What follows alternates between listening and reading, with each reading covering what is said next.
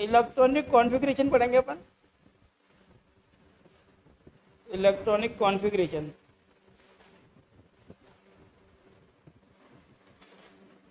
इस चैप्टर के ऊपर ही बेस्ड है अपना एक पूरा पीरियोडिक टेबल का चैप्टर और केमिकल बॉन्डिंग का चैप्टर। और पहले कोर्स में तो थे ना एस ब्लॉक, पी ब्लॉक वगैरह, वो भी इसके ऊपर डिपेंड थे, पर वो सब हटा दिए गए। अब केमिकल बॉन्डिंग और पीरियोडिक टेबल ही रहा इसके ऊपर बेस्ड। हाँ, तो सबसे पहले अपन समझते हैं कि इलेक्ट्रॉन का एड्रेस बताते हैं अपन 4 क्वांटम नंबर से। शॉर्ट में बता रहा हूँ भी, तो जो एड्रेस ऑफ इलेक्ट्रॉन वो करते हैं अपन 4 क्वांटम नंबर से शो करते हैं, शोन बाय 4 क्वांटम नंबर। तो सबसे पहले अपन बात करते हैं, जैसे अपन बोलते हैं कि कौन से स्टेट में है, फिर कौन से सिटी में है, फिर कौन से गली में है, इस टाइप से एड्रेस बताते हैं। ऐसे इलेक्ट्रॉन का एड्रेस बताते हैं। सबसे पहले अपन बताते हैं शेल। शेल अपन ने पढ़े थे 9th क्लास में पढ़े थे, KLMN ऐसे अपन ने शेल पढ़े थे, है ना। उसके लिए अपन यूज करते हैं नाम प्रिंसिपल क्वांटम नंबर। इसको स्मॉल एन से बोलेंगे, प्रिंसिपल क्वांटम नंबर।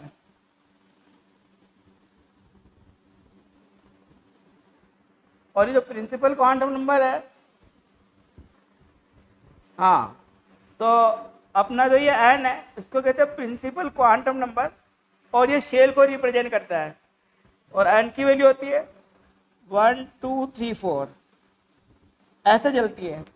इसके लिए एन 1 है, इसके लिए एन 2 है, इसके लिए एन 3 है, इसके लिए एन 4 है, ठीक ना। ये किसको रिप्रेजेंट करता है? शेल को रिप्रेजेंट करता है।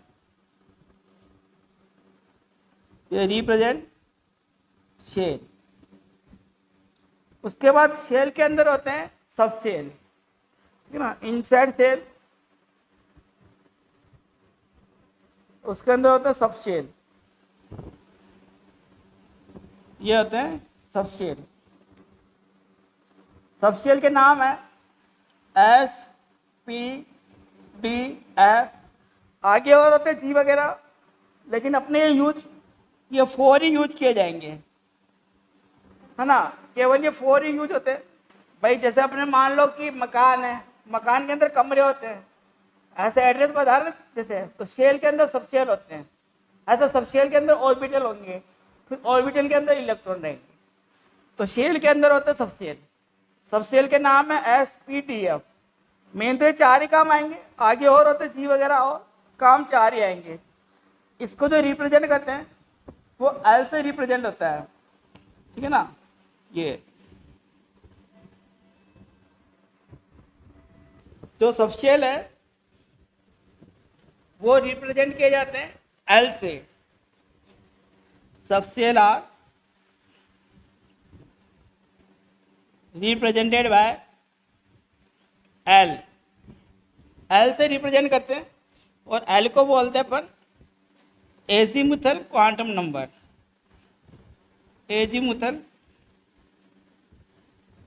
Quantum number.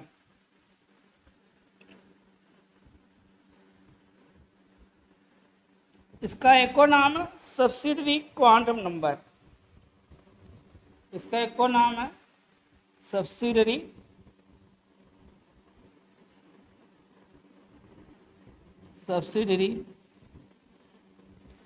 Quantum number.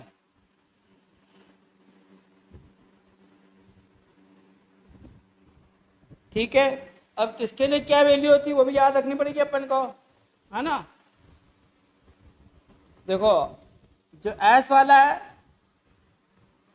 S वाले के लिए एल की वैल्यू लेते हैं 0, पी के लिए लेंगे अपन एल की वैल्यू 1, डी के लिए लेंगे एल की वैल्यू 2, और एफ के लिए लेंगे एल की वैल्यू 3। तो याद रखने अपन को कि किन किन सब शेल के लिए क्या क्या वैल्यू होती है इस एजीमुथल क्वांटम नंबर की। हाँ, अब ये चीज़ ध्यान रखनी है कि जो सबशेल होते हैं उसके अंदर होते हैं ऑर्बिटल्स, ठीक है ना। इनसाइड सबशेल्स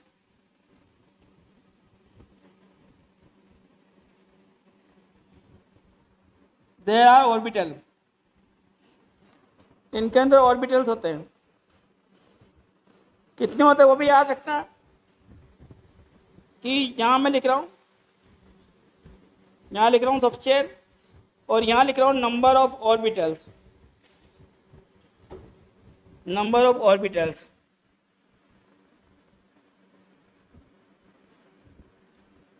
जैसे एस है, पी है, डी है और एफ है, तो जो एस सबशेल है उसके अंदर 1 ऑर्बिटल होते हैं, पी वाले के लिए 3 होते हैं, डी वाले के लिए 5 ऑर्बिटल होते हैं और एफ वाले में 7 ऑर्बिटल होते हैं। और 1 ऑर्बिटल में मैक्सिमम 2 इलेक्ट्रॉन आते हैं।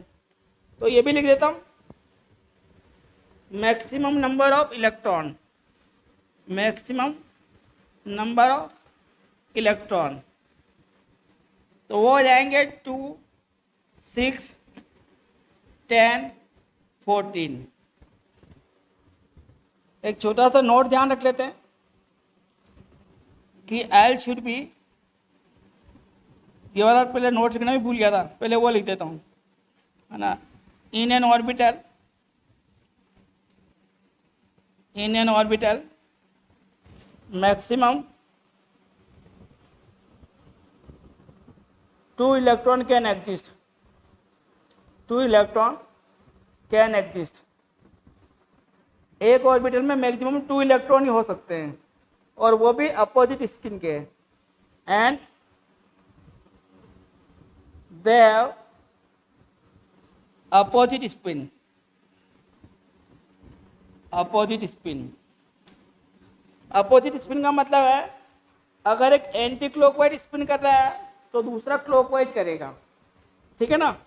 इसको अपन ऐसे शो करेंगे, जैसे कोई ऑर्बिटल होगा तो एक इलेक्ट्रॉन ऐसे शो करेंगे और एक इलेक्ट्रॉन ऐसे शो करेंगे कि क्लॉकवाइज स्पिन है या एंटी क्लॉकवाइज स्पिन है, ठीक है ना। अपोजिट स्पिन है, बस ये ध्यान रखना है। ये नहीं कह सकते कि कौन सा क्लॉकवाइज है कौन सा एंटी क्लॉकवाइज है। फिर ये चीज ध्यान रखनी है कि जो L है, L should be less than N। N की वैल्यू हमेशा N से छोटी रहेगी।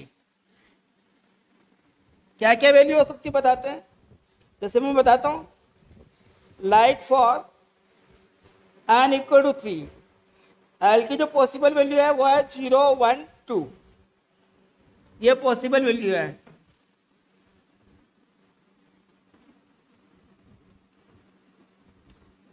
जैसे N की वैल्यू अगर 3 है तो L की वैल्यू 0, 1, 2 हो सकती है। इसका मतलब क्या है, 3s हो सकता है, 3p हो सकता है, 3d हो सकता है, ये एग्जिस्ट करेगा। बट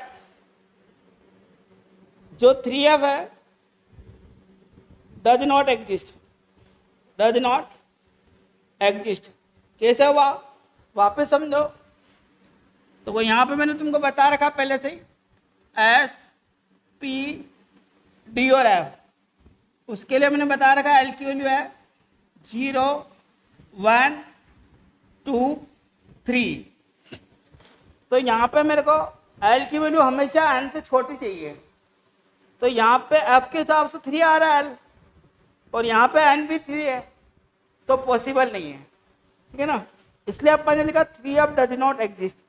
बहुत इंपॉर्टेंट चीज है ये, समझ में आ गई सबको। देखो अपन इसका एक और केस लेते हैं, जैसे इसका केस एक ही ले रहा हूं, लाइक फॉर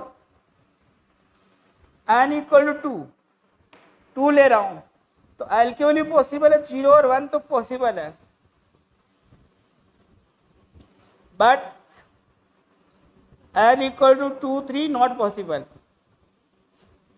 ये पॉसिबल नहीं है। अभी बताया ना मैंने कि L की वैल्यू जो है n से स्मॉल होनी चाहिए, ये अंडरलाइन कर रखी है, बॉक्स बना रखा है, L should be less than N, है ना। यहाँ लिख दो बोलिए वापस,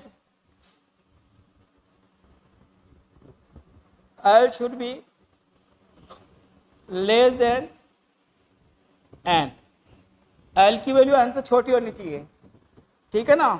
जैसे यहाँ पे क्या हो रहा है, 0 और 1 के हिसाब से 2s और 2p, ये तो पॉसिबल हो रहे हैं। ये जो 2 है ना, आगे जो लिखा हुआ है, ये प्रिंसिपल क्वांटम नंबर शेल को रिप्रेजेंट करता है ना। और 2d और 2f नॉट पॉसिबल है, नॉट पॉसिबल।